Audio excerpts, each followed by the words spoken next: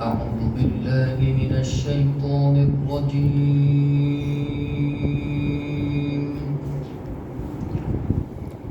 بسم الله الرحمن الرحيم.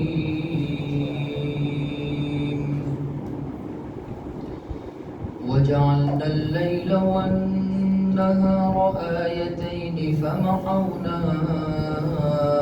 آية الليل وجعلنا آية النهار مبصرة لتبتغوا فضلا من ربكم ولتعلموا عدد السنين والحساب وكل شيء فصلناه تفصيلا وكل إنسان ألزمناه طائره في عنقه ونخرج له يوم القيامة كتابا يلقاه منشورا اقرأ كتابك كفى بنفسك اليوم عليك حسيبا من اهتدى فإنما يهتدي لنفسه ومن ضل فإنما يضل عليها ولا تزر وازرة وزر أخرى وما كنا معذبين حتى نبعث رسولا. صدق اللہ العظیم. اور ہم نے رات اور دن کو اپنی قدرت کی دو نشانیاں بنایا ہے کہ رات کی نشانی کو ہم نے دھندلا بنایا اور دن کی نشانی کو روشن بنایا تاکہ تم اپنے پروردگار کی روزی کو اپنے پروردگار کی جانب سے عطا کی جانے والی روزی کو تلاش کرو اور تاکہ تم جان لو سالوں کا حساب، برسوں کا حساب اور چھوٹے موٹے حساب، اور ہر چیز ہم نے تفصیل کے ساتھ بیان کر دی ہے. اور ہر عمل کرنے والے انسان کہ اس کا اچھا عمل ہو یا برا عمل ہو، ہم نے اس کا اعمال نامہ اس کے گلے میں ڈال رکھا ہے اور ہم اس کو دکھلانے کے لیے قیامت کے دن ظاہر کریں گے کہ وہ ایک کھلی ہوئی کتاب کی شکل میں اس کے سامنے موجود ہوگا اور اس سے کہا جائے گا اپنا اعمال نامہ پڑھو کہ آج کے دن آپ خود اپنا حساب کتاب کرنے کے لیے کافی ہو. جو کوئی ہدایت کا راستہ اپنائے گا تو وہ اپنے ہی فائدے کے لیے ہوگا اور جو کوئی گمراہی والا راستہ اپنائے گا تو اس کا وبال اسی پر ہوگا اور کوئی بندہ دوسرے کا بوجھ نہیں اٹھائے گا. اور ہم اس وقت تک عذاب نہیں بھیجتے ہیں جب تک کہ ہم کسی رسول کو نہیں بھیج دیتے. اللہ جل جلالہ عم نوالہ نے سورہ بنی اسرائیل کے ابتدائی آیات کے اندر معراج کا واقعہ بیان فرمایا اور معراج کے واقعے کے بعد اللہ رب العزت نے بنی اسرائیل کے حالت بیان فرمایا، ان کے واقعات کی طرف اشارہ فرمایا اور پھر اس کے بعد اللہ رب العزت نے قرآن پاک کتاب ہدایت ہے کس طرح ہے اس بات کو سمجھایا. اور قرآن پاک کے اندر اللہ رب العزت نے کیا کیا چیزیں بیان فرمائی ہے، اللہ رب العزت اب اس کو بیان فرما رہا ہے. اپنی قدرت کو اللہ رب العزت بیان فرما رہا ہے کیونکہ اللہ رب العزت ہی عبادت کے لائق ہے. اللہ ہی واحد ہے، احد ہے، صمد ہے، قادر ہے، مقتدر ہے، مقدم ہے، مؤول ہے، اول ہے، آخر ہے، جو بھی ہے اللہ ہی ہے. تو اس بات کا یقین دل کے اندر بٹھانے کے لیے اللہ رب العزت نے کائنات کے اندر بہت ساری اپنے قدرت کا مظاہرہ اور مشاہدہ فرمایا. زمین کا نظام چلایا، آسمانوں کا نظام چلایا. ایسے ہی اللہ رب العزت نے رات اور دن کا نظام چلایا. تو اللہ رب العزت فرماتے ہیں وَجَعَلْنَا اللَّيْلَ وَالنَّهَارَ. لیل عربی زبان کے کہتے ہیں رات کو، اور نہار عربی زبان میں کہتے ہیں دن کو. تو اللہ پاک فرماتے ہیں کہ رات اور دن یہ ہماری قدرت کی دو نشانیاں ہیں. اب اللہ رب العزت ان دو کو بیان فرمانے کے بعد اس میں غور و فکر کرنے کا گویا کہ اللہ رب العزت حکم دے رہے ہیں کہ رات بھی اللہ رب العزت کی قدرت کی نشانی ہے، دن بھی اللہ رب العزت کی قدرت کی نشانی ہے، لیکن دونوں میں فرق کتنا ہے. فَمَحَوْنَا آیَةَ اللَّیْلِ. اللہ پاک فرماتے ہیں رات کی نشانی کو تو ہم نے دھندلا بنایا، یعنی تاریک بنایا، اندھیرے والا بنایا. اس میں بے تکلف کوئی نظر نہیں آئے گا. جب تک کہ روشنی نہیں ہوگی، جب تک کہ اجالا نہیں ہوگا، وہاں تک اندھیرے میں کوئی چیز نظر نہیں آئے گی. یہ بھی اللہ رب العزت کی عجیب و غریب قدرت ہے. اور رات کے پیدا کرنے میں بہت ساری حکمتیں ہیں. اللہ رب العزت نے 30ویں پارے میں جو پہلی سورت ہے سورہ عما یتساءلون، اس میں اللہ رب العزت نے یہ بات ارشاد فرمائی ہے کہ وَجَعَلْنَا اللَّيْلَ لِبَاسًا. ہم نے رات کو اندھیرے والا پیدا کیا تاکہ انسان اس کے اندر آرام کرے. اب دیکھو رات جہاں ہوتی ہے تو ایک سر کی سب جگہ رات ہوتی ہے. ایسا نہیں کہ گجرات میں رات ہے تو مہاراشٹر کے اندر دن ہے، مہاراشٹر کے اندر دن ہے تو وہاں رات ہے. ایسا نہیں ہے، بلکہ پورا کا پورا ملک کہ ایک ساتھ رات کے اندر آرام کر رہا ہوتا ہے. یہ اللہ رب العزت کی حکمت ہے کہ ایک ہی وقت میں اگر رات اور دن کر دیا جاتا تو جو لوگ سوتے ہیں ان کے لیے کیا پریشانی پیش آتی.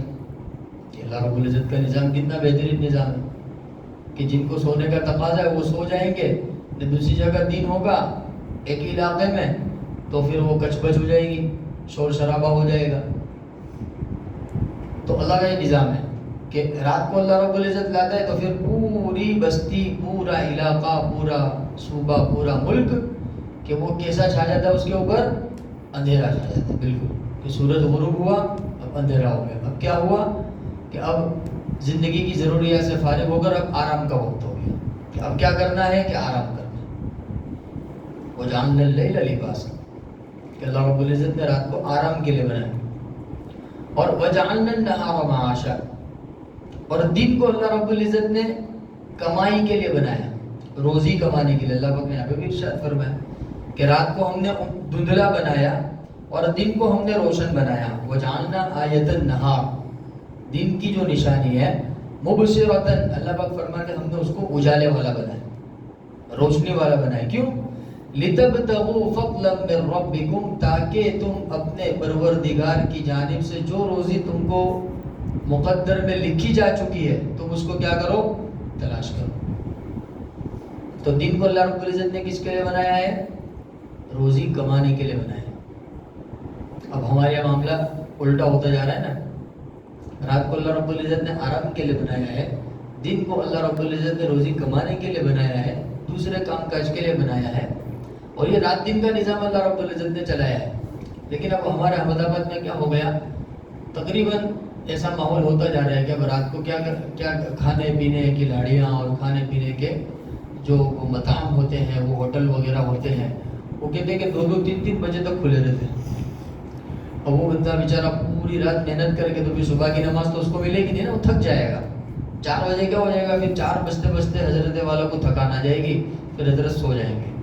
پھر حضرت سوئیں گے تو ڈائریکٹ عصر میں اٹھتے ہیں. کارگزاری کب اٹھتے ہیں؟ اتنا لمبا سوتے ہیں. 4 بجے سوئے صبح میں تو کب اٹھے؟ عصر میں. تو بتاؤ وہ ترتیب جو اللہ رب العزت کی تھی وہ ترتیب چینج ہونے کی وجہ سے کتنا نقصان ہوا. اللہ نے رات کو آرام کے لیے بنایا اور دن کو کمانے کے لیے بنایا. تو اب کیا ہوا کہ جو حضرات جو ہے وہ رات کو کمائی اور دن کو آرام کے لیے بناتے ہیں. اب دیکھو ان کی نماز ہو گئی ختم، نمازیں بالکل ختم ہو گئی نا ان کی. رشتہ داروں کے ساتھ ملنا جلنا گھر والوں کو ٹائم دینا، بچوں کو ٹائم دینا، فیملی والوں کو ٹائم دینا، اب پورا شیڈیول ان کا کیا ہو گیا؟ گڑبڑا گیا۔ اس لیے قدرت کا جو نظام ہے نا، اس نظام میں بہت عافیت ہے، سکون ہے۔ اللہ کا یہ نظام ہے کہ اللہ نے دن کو کس کے لیے بنایا؟ روزی روٹی کمانے کے لیے بنایا، محنت مزدوری کے لیے بنایا کہ بھائی محنت کرو، نماز کا ٹائم ہو گیا نماز ادا کرو، ظہر کا وقت یا ظہر ادا کر لو، عصر کا وقت ہو گیا عصر ادا کر لو، مغرب کا وقت ہو گیا مغرب ادا کر لو، کہ یہ دنیا کے کام میں رہتے ہوئے نمازوں کو ادا کرتے چلے جائے، آدمی کمائے، خوب محنت کرے، آدمی خود پسینہ بہائے۔ لیکن ترتیب یہ کہ ہم نے دن کو کس کے لیے بنایا ہے؟ روزی روٹی کمانے کے لیے بنایا ہے، رزق تلاش کرنے کے لیے بنایا ہے۔ اس لیے 28 بارے میں جو اللہ رب العزت نے سورت نازل فرمائے، سورہ جمعہ، تو سورہ جمعہ کے اندر اللہ نے یہ حکم دیا کہ یا ایھا الذین آمنوا، کہ اے ایمان والو، اذا نودی للصلاۃ، جب جمعہ کے لیے اذان ہو جاوے، فاسعوا الی ذکر اللہ وذروا البیع، اللہ کے ذکر کی طرف دوڑو، یعنی جمعہ کی نماز کی کوشش کرو، اور ابھی تھوڑی دیر کے لیے لین دین کو کیا کر دو؟ بند کر دو۔ اور پھر جیسے ہی نماز پڑھ گئی تو پھر اللہ رب العزت نے حکم دیا اب نماز تمہاری پوری ہو گئی، اب جاؤ واپس کام دھندے میں لگ جاؤ، اب جاؤ روزی کماؤ، حلال روزی کماؤ۔ تو یہ ترتیب ہے شریعت کی، اور شریعت کی ترتیب میں عافیت ہے۔ شریعت کی ترتیب میں کیا ہے؟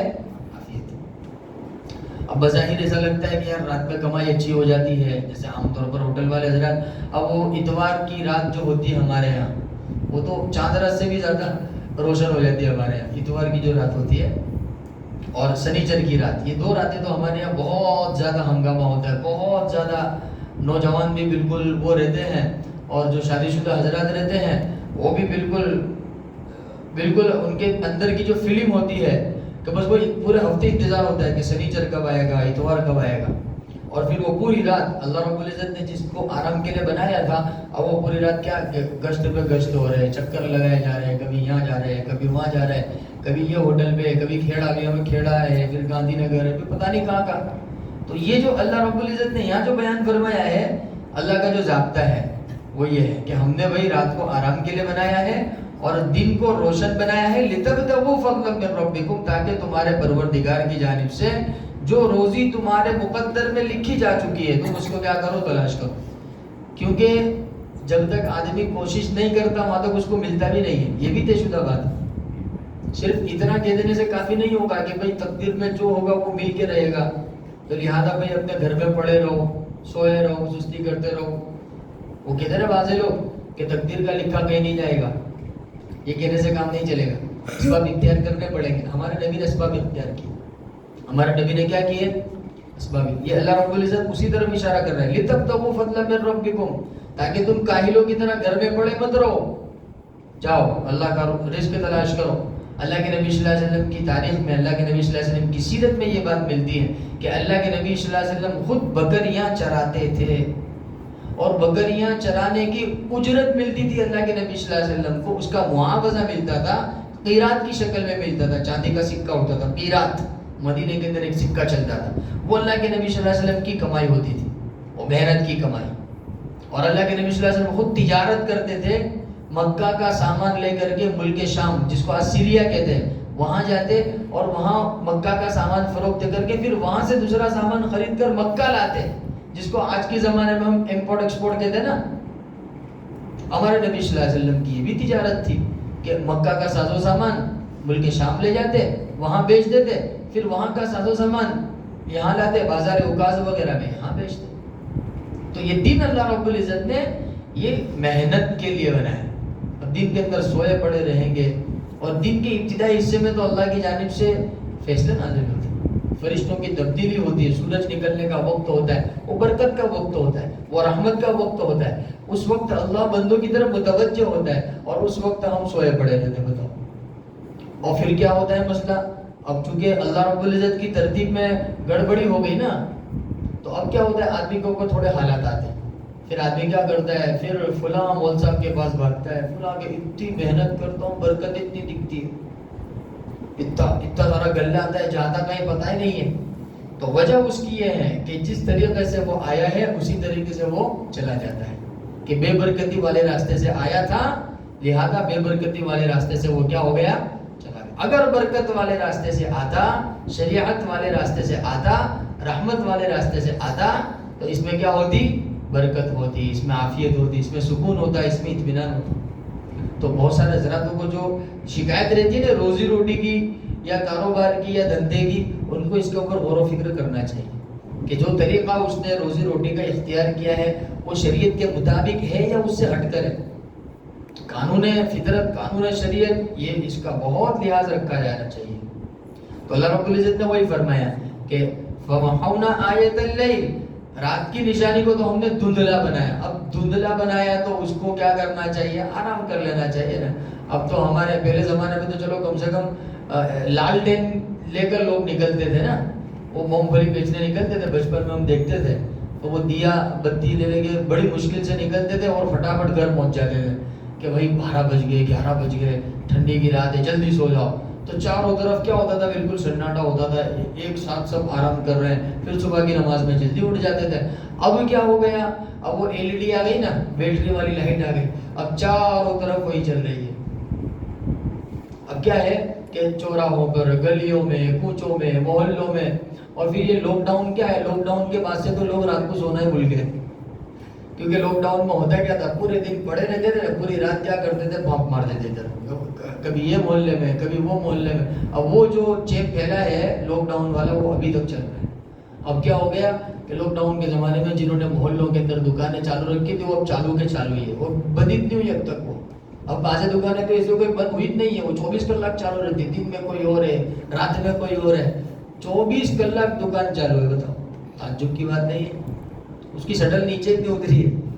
مہینوں بیت گئے، اتوار کے دن بھی نہیں، شادی کے دن بھی نہیں اتری نیچے. ایسی بھی کارگزاری ہے، گھر میں شادی ہے لیکن وہ شٹل بند نہیں ہوئی ہے. کوئی نہ کوئی ایک نہ ایک گھر کا ایک بندہ ساتھ میں لگا ہوا ہے. تو یہ کیا ہو رہا ہے؟ یہ ترتیب کے خلاف ہو رہا ہے. ایسا نہیں ہونا چاہیے. تو اللہ رب العزت نے خود رہنمائی فرمائی ہے کہ لِتَبْتَغُوا فَضْلًا مِنْ رَبِّكُمْ، تاکہ تم اپنے پروردگار کی جانب سے جو روزی ملنے والی اس کو تلاش کرو. وَلِتَعْلَمُوا عَدَدَ السِّنِينَ، اللہ نے رات دن کا نظام کیوں چلایا؟ اس کی بھی حکمت اللہ پاک نے بیان فرمائی تاکہ تم سالوں کا حساب کر سکو. بھئی یہ کون سا سال چل رہا ہے، کون سا مہینہ چل رہا ہے؟ یہ رات دن کی وجہ سے ہی ہے نا. بھئی دن ہوگا تو پتہ چلے گا نا کہ تاریخ کون سی ہے. خالی رات ہوئے گی تو دن کے تاریخ کیسے پتہ چلے گی؟ کیونکہ تاریخ دو چلتی ہے نا، ایک قمری تاریخ ہوتی ہے، ایک شمسی تاریخ ہوتی ہے. شمسی تاریخ سورج سے چلتی ہے. شمس مطلب سورج، شمس مطلب کیا؟ سورج، جس کو ہم انگریزی تاریخ کہتے ہیں. وہ انگریزی خالی نام ہے، وہ بھی ہماری تاریخ ہے. حضرت عیسیٰ علیہ السلام کے زمانے سے چلی وہ تاریخ، اس کو عیسوی تاریخ کہتے ہیں. بات سمجھ میں آئی؟ شمسی تاریخ، جیسے ابھی 2023 چل رہا ہے، اس کو شمسی تاریخ کہیں گے. اور ایک قمری تاریخ ہوتی ہے جو ہجرت کے زمانے یعنی چاند، قمر مانے چاند، چاند کی تاریخ. اب چاند کی تاریخ، چاند نکلے گا تو پتہ، رات آئے گی تو پتہ چلے گا نا کون سا چاند ہو. رات دن نہ ہوئے تو. اور دن کی تاریخ کس سے پتہ چلے گی؟ سورج سے پتہ چلے گی. تو سورج اور چاند، دن اور رات، یہ دونوں اللہ کی قدرت کی نشانیاں ہیں. اگر دونوں میں سے ایک بھی غائب ہو جائے تو پورا حساب کیا ہو جائے گا؟ گڑبڑا جائے گا. پتہ ہی نہیں چلے گا تاریخ کون سی ہے، دن کون سا ہے، مہینہ کون سا ہے، سال کون سا ہے. اللہ کا کوئی فرمان لِتَعْلَمُوا عَدَدَ السِّنِينَ، تاکہ تمہیں سالوں کا، مہینوں کا، دنوں کا حساب پتہ چل جائے. اور چھوٹے موٹے حساب بھی اسی کے ذریعے، جیسے فار ایگزامپل اب مہینے کے اعتبار، ابھی رات دن ہو رہا ہے تو مہینہ ہو رہا ہے، مہینہ ہو رہا ہے تو سیلری مل رہی ہے نا. اگر رات دن اتنا ہو تو محنت کرنے والے مزدوروں کی سیلری کا حساب کیسے کیا جائے گا؟ کیسے پتا چلے گا کتنے دن ہوئے؟ بھائی 25 دن ہو تو 25 دن کا حساب ہی ہوتا ہے. لو بھائی تمہارا 25 دن کا حساب. اب اگر رات کو ہٹا دو یا دن کو ہٹا دو تو پھر آدمی حساب کیسے کرے گا؟ تو اللہ پاک نے وہی فرمایا کہ یہ رات اور دن یہ ہماری انمول نشانیاں ہیں ہمارے قدرت کی، تاکہ تم، یہ تو اللہ نے ایک مثال کے طور پر سمجھا، ورنہ بہت ساری حکمتیں اس کے اندر چھپی ہوئی ہیں، بہت ساری حکمتیں چھپی ہوئی ہیں. لِتَعْلَمُوا عَدَدَ السِّنِينَ، تاکہ تم سالوں کا شمار کر سکو، والحساب، اور چھوٹے موٹے حساب تم کر سکو. وَكُلَّ شَيْءٍ فَصَّلْنَاهُ تَفْصِيلًا، اللہ نے ہر چیز تفصیل کے ساتھ بیان فرمائی ہے. تو دو جگہ، ایک تو قرآن پاک ہے اور ایک لوح محفوظ ہے. قرآن پاک میں اللہ رب العزت نے کچھ تفصیل بیان فرمائی ہے، لوح محفوظ میں تو مکمل تفصیل بیان فرمائی. آدمی کب پیدا ہوا، کتنا کھائے گا، کتنا پیے گا، کتنا جیے گا، کب مرے گا, مرنے کے بعد اس کے کیا حالت, سب مکمل تفصیل کے ساتھ کہاں لکھا ہوا ہے؟ لوح محفوظ میں. کہاں لکھا ہوا ہے؟ لوح محفوظ میں. یہ اللہ رب العزت کا بہت بڑا رجسٹر ہے جس میں اللہ رب العزت نے پوری دنیا کی تقدیر لکھ رکھی ہے. تو اس کے اندر تو ہر چیز تفصیل کے ساتھ لکھی ہوئی ہے. قرآن پاک کے اندر تھوڑی تفصیل کے ساتھ لکھی ہوئی ہے. تو وَكُلَّ شَيْءٍ فَصَّلْنَاهُ تَفْصِيلًا. اور پھر اللہ رب العزت نے ارشاد فرمایا وَكُلَّ إِنسَانٍ أَلْزَمْنَاهُ طَائِرَهُ فِي عنُقِهِ. کہ انسان جو بھی عمل کرتا ہے اس کو اعمال نامہ میں لکھ دیا جاتا ہے. گویا کہ اس کا اعمال نامہ اس کی گردن میں ڈالا ہوا ہے.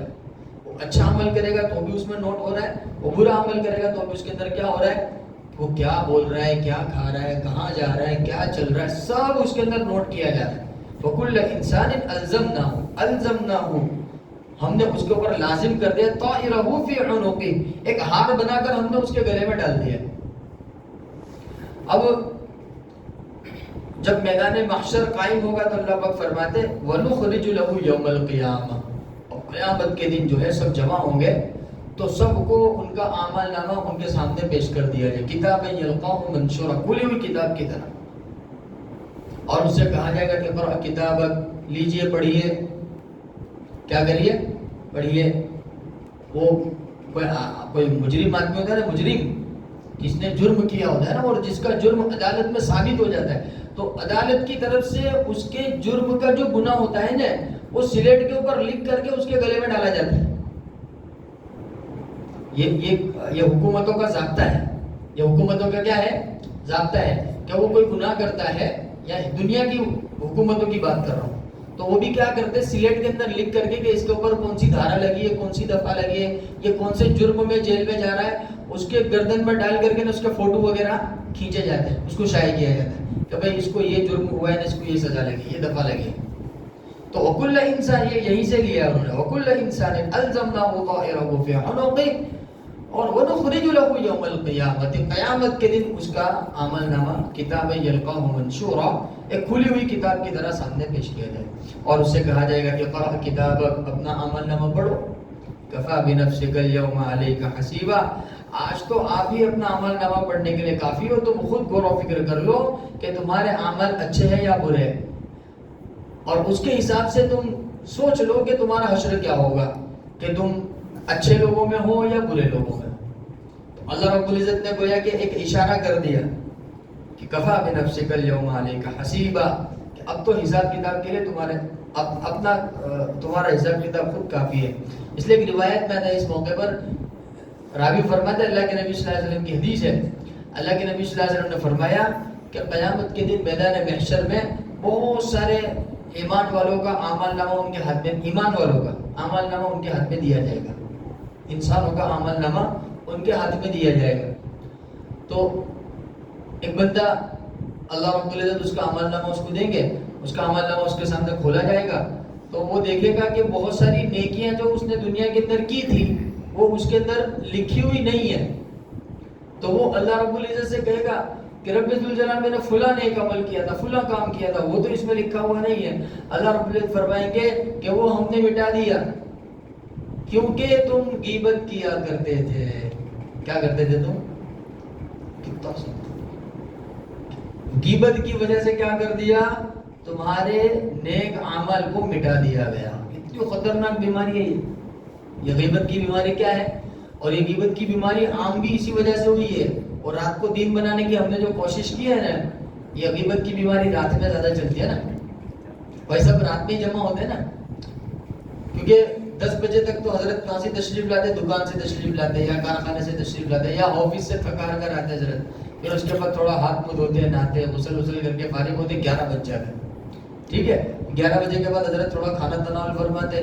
پھر اس کے بعد حضرت کی مجلس لگتی ہے محلے پر, چائے کی ٹپری پر, ہوٹل پر. پھر وہاں پورے دن کی کارگزاری چالو ہوتی ہے. تیرے کو کچھ خبر پڑی, ایسا ہوا, ویسا ہوا, کانپور میں ایسا ہوا, شاہپور میں ایسا ہوا. پھر وہ علاقے سے ہو کر پھر پورے احمد آباد کی لیول پہ بات ہوتی ہے, پھر احمد آباد سے ہو کر گجرات لیول پہ بات ہوتی ہے, پھر گجرات سے ہو کر ہندوستان لیول پہ بات ہوتی ہے. پھر تو حضرت کہاں کہاں دنیا کی سیر کر کے آتے پتہ ہی نہیں چلتا. تو یہ غیبت کا دروازہ بھی اصل میں یہیں سے کھلا ہے. کہاں سے کھلا ہے؟ کیونکہ دن بھر تو آدمی مشغول رہتا ہے نا, دن بھر کام میں اس کو ٹائم ہی نہیں ہے, کس کی بات کرے گا. اب رات میں بالکل فری ہو کر، حالانکہ سونے کا ٹائم تھا، سو جانا چاہیے تھا نا، اب کرنے والا کام نہیں کرے گا تو پھر نہ کرنے والے کام میں خود بخود مبتلا ہو جائے گا۔ یہ اصول ہے کہ آدمی اگر کرنے والا کام نہیں کرے گا تو کیا کام کرے گا؟ نہ کرنے والا کام کرے گا۔ دو باتوں میں سے ایک بات ہوئے گی نا، یا تو آدمی اچھا کام کرے گا یا برا کام کرے گا۔ ایسا نہیں ہو سکتا کہ آدمی ایسا کام کر رہا ہے جو اچھا بھی نہ ہو نہ برا بھی نہ ہو، ایسا تو کوئی کام ہی نہیں ہے، یا تو وہ اچھا ہوگا یا برا ہوگا۔ اچھا کام کیا ہے؟ سو جائے۔ اب وہ کام نہیں کر رہا ہے تو پھر ظاہر سی بات ہے، پھر وہ جو کام کرے گا وہ کیسا کام ہوگا؟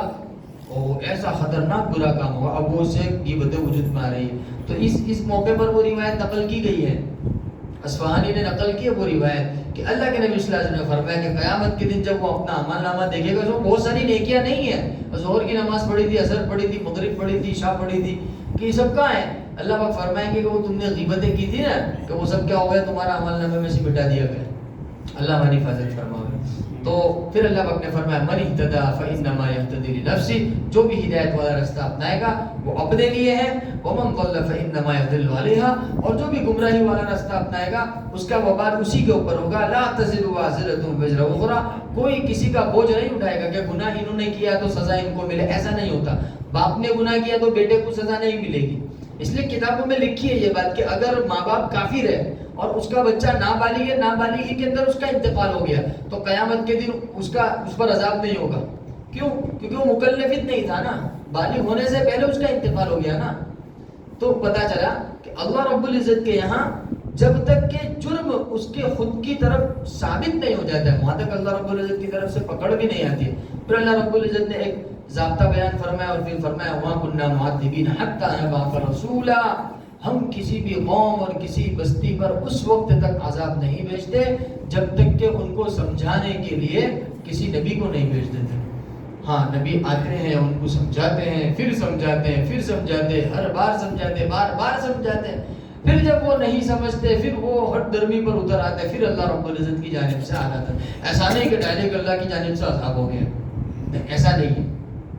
بس سمجھ میں؟ تو کہنے کا مطلب اللہ رب العزت نے سب کھول کر بیان فرما دے، یہ قرآن کتاب ہدایت ہے، اللہ ایک ہے، اللہ واحد ہے، اللہ احد ہے، اللہ صمد ہے، اللہ ہی قدرت کا مالک ہے، اللہ ہی تنہا تمام تر ملکیت کا مالک ہے، اور وہی معبود برحق ہے۔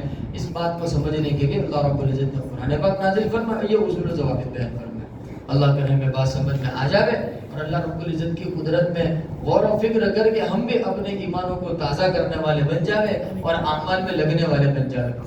سبحان اللہ۔